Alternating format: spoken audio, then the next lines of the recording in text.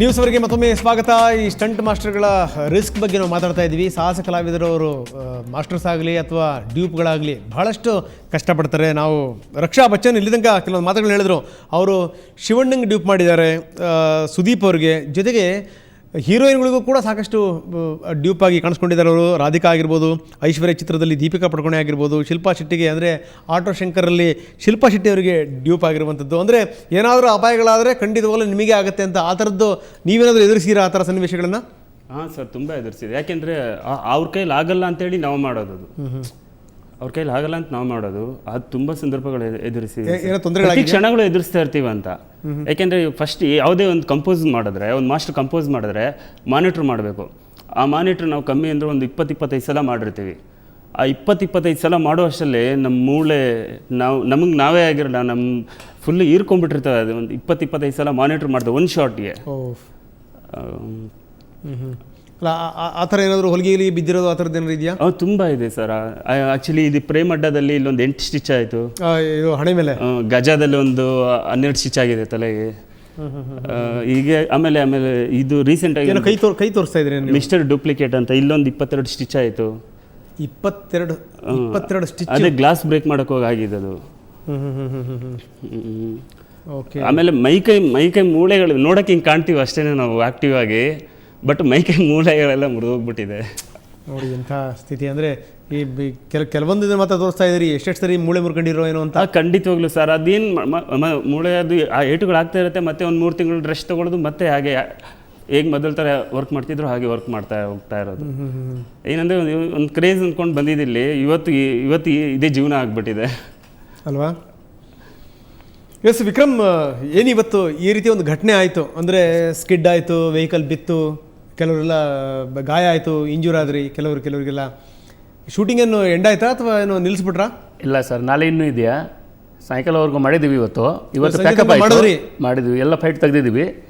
ನಾಳೆ ತಿರ್ಕ ಇನ್ನು ಹೊಸ ಟಾಟಾ ಸುಮೋ ತೊಗೊಂಬಂದು ಈ ಶಾರ್ಟ್ಸ್ ಚೆನ್ನಾಗಿರೋದ್ರಿಂದ ಇನ್ನು ಇದಕ್ಕಿಂತ ಇನ್ನೂ ಚೆನ್ನಾಗಿರಬೇಕು. ಕನ್ನಡ ಅಂದರೆ ತುಂಬ ಆವಾಗಿಂದ ನಾವು ಫುಲ್ ಫೈರಿಂದ ಕೆಲಸ ಮಾಡೋದು, ಅದಕ್ಕೆ ಇನ್ನೂ ಚೆನ್ನಾಗಿ ಬರಬೇಕು. ತಮಿಳ್ ತೆಲುಗು ಪಿಕ್ಚರ್ ಇರಬಾರ್ದು ಆ ಥರ. ನಿಮ್ಮ ಉತ್ಸಾಹ ಮೆಚ್ಚಬೇಕು ವಿಕ್ರಮ್. ಯಾಕಂದ್ರೆ ನೋಡಿ, ಇವತ್ತು ಬಿದ್ದು ಏರಿ ಎಲ್ಲ ಆಗಿದೆ, ನಾಳೆ ಇನ್ನೊಂದು ಟಾಟಾ ಸುಮೋ ರೆಡಿ ಮಾಡ್ಕೊಂಡು ತಿರ್ಗಾ ಮತ್ತೆ ಅದೇ ಸ್ಟಂಟನ್ನು ತುಂಬ ಅದ್ಭುತವಾಗಿ ಮಾಡ್ತೀನಿ ಅಂತ ಹೇಳ್ತಾ ಇದ್ದೀರಿ. ನಮ್ಗೆ ಏಟ್ ಬಿತ್ತು, ಆ ಶಾರ್ಟ್ ನೋಡಿದ್ದೀವಲ್ಲ, ಏಟೇ ಇದಾಯಿತು, ನಮಗೆ ಮರ್ಜೋಯ್ತು. ಇನ್ನೊಂದು ಸತಿ ಮಾಡಬೇಕು. ಇನ್ನು ಈ ಶಾರ್ಟ್ಗೆ ಇನ್ನೂ ಸತಿ ಬರೀ ಇಸ್ಕೀಟ್ ಆಗಿದೆ. ನಾಳೆ ಪಲ್ಟಿ ಹೊಡಿಬೇಕು. ಪಲ್ಟಿ ಹೊಡಿಬಿಟ್ಟು ಲ್ಯಾಂಡ್ ಆಗಿ ಇಸ್ಕೀಟಾಗಿ ಹೋಗ್ಬಿಟ್ಟು ನಾಳೆ ಹೀರೋ ಬಂದು ಕಾರ್ ಮೇಲೆ ಜಂಪ್ ಮಾಡಿಬಿಟ್ಟು ಕಾರೆಲ್ಲ ಬ್ಲಾಸ್ಟ್ ಆಗಿಬಿಡ್ಬೇಕು. ಅದು ಹೀರೋ ಇಂಟ್ರೊಡಕ್ಷನ್. ಆ ಕಾನ್ಸೆಪ್ಟ್ ಅಲ್ಲಿ ಹೋಗಿದೆಯಾ, ಅದು ನಾಳೆ ಮಾಡಲೇಬೇಕು, ಮಾಡ್ತೀವಿ ಸರ್. ಇಲ್ಲಿ ಸಿನಿಮಾ ಫೀಲ್ಡಲ್ಲಿ, ನಮ್ಮ ಸ್ಟೆಂಟ್ ಫೀಲ್ಡಲ್ಲಿ ಆ ಕ್ರೇಜ್ ಇದ್ದರೆ ಮಾತ್ರ ಉಳ್ಕೊಳ್ಳೋಕೆ ಸಾಧ್ಯ. ನಿಜ. ನಾವು ಬೇಕಾದ್ರೆ ಒಂದು ಆಫೀಸು ಇಲ್ಲ ಒಂದು ಫ್ಯಾಕ್ಟ್ರಿ ಎಲ್ಲಿ ಬೇಕಾದ್ರೆ ಹೋಗಿ ವರ್ಕ್ ಮಾಡ್ಕೊಂಬಂದ್ಬಿಡ್ಬೋದು. ಬಟ್ ಈ ಸ್ಟೆಂಟ್ ಫೀಲ್ಡಲ್ಲಿ ವರ್ಕ್ ಮಾಡೋದಿದೆಯಲ್ಲ, ತುಂಬ ಕಷ್ಟ. ಆ ಕ್ರೇಜ್ ಇರಬೇಕು, ಆ ಗುಂಡಿಗೆ ಇರಬೇಕು ಮಾಡೋದಕ್ಕೆ. ಅದಿದ್ದರೆ ಮಾತ್ರ ಸಾಧ್ಯ. ಅದು ಎಷ್ಟು ವರ್ಷದಿಂದ ನೀವು ಇದರಲ್ಲಿರೋದು? ನಾನು 10 ಇಯರ್ಸಿಂದ ವರ್ಕ್ ಮಾಡ್ತಾ ಇದ್ದೀನಿ, ಸ್ಟೆಂಟ್ ಮ್ಯಾನ್ ಆಗಿ ವರ್ಕ್ ಮಾಡ್ತಾ ಇದ್ದೀನಿ. ಸೊ ಆರಂಭದಲ್ಲಿ ಗೊತ್ತಿರಲಿಲ್ಲ ನೀವೇನೋ ಕ್ರೇಜಿಗೆ ಬಂದ್ಬಿಲ್ಲ. ಆರಂಭದಲ್ಲಿ ನನ್ನ ಕ್ರೇಜ್ಗೆ ಅಂದ್ಕೊಂಡು ಬಂದಿದ್ದು. ನನಗೆ ಏನೋ ಒಂಥರ, ನಾನು ಜಿಮ್ನಾಸ್ಟಿಕ್ ಎಲ್ಲ ಚೆನ್ನಾಗಿ ಮಾಡ್ತಾ ಇದ್ದೆ. ಕ್ರೇಜಿಗೆ ಬಂದಿದ್ದು ಒಂದು 3-4 ವರ್ಷ, ಒಂದೆರಡು ವರ್ಷ ಮಾಡಿ ಹೊರಟೋಗ್ಬಿಡೋಣ ಅಂತ. ಮತ್ತು ಹೋಗಕ್ಕೆ ಆಗಲೇ ಇಲ್ಲ ಇಲ್ಲಿ. ಅಲ್ಲ, ನಾನು ನಿಮ್ಗೆ ಒಂದು ಕೊನೆಯ ಪ್ರಶ್ನೆ ಕೇಳ್ತೀನಿ ನಿಮಗೆ. ಸೊ ಈ ರೀತಿ ಆದಂಥ ಸಂದರ್ಭದಲ್ಲಿ ರಕ್ಷಾ ಬಚ್ಚನ್ ಏನಾದರೂ ಚಿತ್ರರಂಗ ನೆರವಿಗೆ ಬರುತ್ತಾ? ಏನಾದರೂ ನಿಮಗೆ ಯಾರಾದರೂ ಕೈ ಹಿಡಿತಾರ ಬಂದು? ಇಲ್ಲ ಸರ್, ಆ ಥರ ಯಾರೂ ಹಿಡಿಯೋದಿಲ್ಲ ಸರ್. ನೋಡಿ, ಆ ಥರ ಪ್ರೊಟೆಕ್ಟ್ ಇದ್ದರೆ ಇನ್ನೂ ಚೆನ್ನಾಗಿ ಮಾಡ್ತಿದ್ರೇನೋ ಅನಿಸುತ್ತೆ. ಅಷ್ಟೆಲ್ಲ ಪ್ರೊಟೆಕ್ಟ್ ಕೊಟ್ಟರೆ ಇನ್ನೂ ಚೆನ್ನಾಗಿ ಮಾಡ್ತಿದ್ರೇನೋ. ಅಲ್ಲ, ಕೆಲವೊಂದು ಈ ಸೇಫ್ಟಿ ಮೆಜರ್ಸ್ಗಳನ್ನು ತೊಗೊಂಡಿರಲ್ವ ನೀವು ಈ ಥರದ್ದು? ಇಲ್ಲ, ಖಂಡಿತವಾಗ್ಲೂ ಅದು ತೊಗೊಂಡಿರ್ತೀವಿ. ಇವಾಗ ಇವ್ರು ಹೇಳಿದ್ರು, ಮಾಸ್ಟರ್ ಹೇಳಿದ್ರು ಒಂದು ಮಾತು, ಈಗ ಅನ್ಎಕ್ಸ್ಪೆಕ್ಟೆಡಾಗಿ ಒಂದು ಸ್ಕಾರ್ಪಿಯೋ ಅಲ್ಲಿ ನಿಲ್ತಿತ್ತು ಅಂತ. ಆ ಥರ ಅನ್ಎಕ್ಸ್ಪೆಕ್ಟೆಡಾಗಿ ಆಗಿಬಿಡುತ್ತೆ. ಆದರೆ ಕೆಲವೊಂದು ಶಾಟ್ ಮಾತ್ರ ಪಕ್ಕ ಹಿಟ್ ಆಗೇ ಆಗುತ್ತೆ ಅದು. ಅಲ್ಲ ನೋಡಿ, ನಾನು ಆರಂಭದಲ್ಲಿ ಒಂದು ಮಾತು ಹೇಳಿದೆ, ಕೆಲವೊಂದು ಶೂಟಿಂಗ್ ಸಂದರ್ಭದಲ್ಲಿ ಸಾಹಸ ಕಲಾವಿದರು ಸ್ಪಾಟ್ ಔಟ್ ಆಗಿರುವಂಥದ್ದು ಇದೆ, ಉದಾಹರಣೆಗಳು ಬೇಕಾದಷ್ಟು ನಮ್ಮಲ್ಲಿ. ಹೌದು. ಆಮೇಲೆ ಇನ್ನು ಕೆಲವರಂತರೂ ಈ ರೀತಿ ಮೂಳೆಗಳು ಮುರಿಸ್ಕೊಂಡು ಕೊನೆಯ ದಿನಗಳಲ್ಲಿ ಏನೋ ಒಂದು ರೋಗ ಬಿಡ್ಕೊಳತ್ತೆ ಅವ್ರಿಗೆ. ಇಲ್ಲ ಸರ್, ನನಗೆ ಗೊತ್ತಿರೋಂಗೆ ಈ ಸ್ಟೆಂಟ್ ಫೀಲ್ಡ್ ಎಲ್ಲ ಇದಿಲ್ಲ ಸರ್.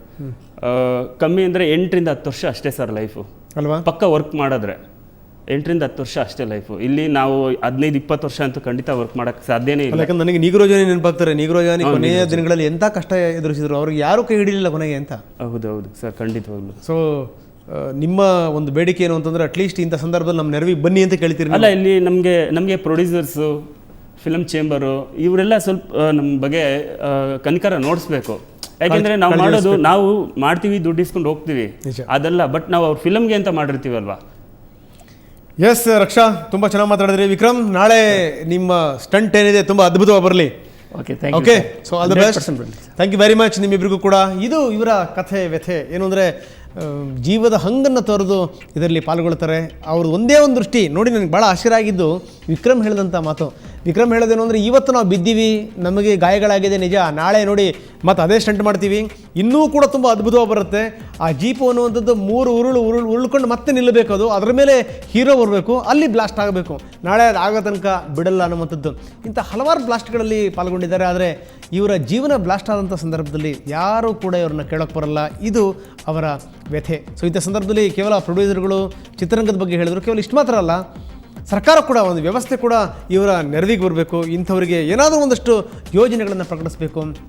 ಅವ್ರು ಹೇಳೋ ಪ್ರಕಾರ ಕೇವಲ 8-10 ವರ್ಷ ಮಾತ್ರ ನಾವು ಮಾಡಲಿಕ್ಕೆ ಸಾಧ್ಯ, ಮುಂದೆ ಗತಿ ಏನು ಅನ್ನುವಂಥದ್ದು ಭಾಳ ಒಂದು ದೊಡ್ಡ ಲಿಸ್ಟೇ ಇದೆ, ಯಾರ್ಯಾರು ಯಾತನೆಯನ್ನು ಅನುಭವಿಸ್ತಾ ಇದ್ದಾರೆ ಅಂತ. ಕನ್ನಡ ಚಿತ್ರರಂಗ ಒಂದು ಕಡೆಗೆ, ಇವ್ರ ಕಡೆಗೆ ಒಂದಷ್ಟು ದೃಷ್ಟಿಯಿಂದ ಬರಲಿ, ವ್ಯವಸ್ಥೆ ಕೂಡ ಇವರ ನೆರವಿಗೆ ಬರಲಿ. ಇದು ಇವತ್ತಿನ ನ್ಯೂಸ್ ಅವರ್. ನಾಳೆ ಮತ್ತಷ್ಟು ಸುದ್ದಿಗಳನ್ನ ಹೊತ್ತು ಇದೇ ಸಮಯಕ್ಕೆ ಹಾಜರಾಗ್ತೀನಿ. ಅಲ್ಲಿ ತನಕ ನಮಸ್ಕಾರ, ಗುಡ್ ನೈಟ್.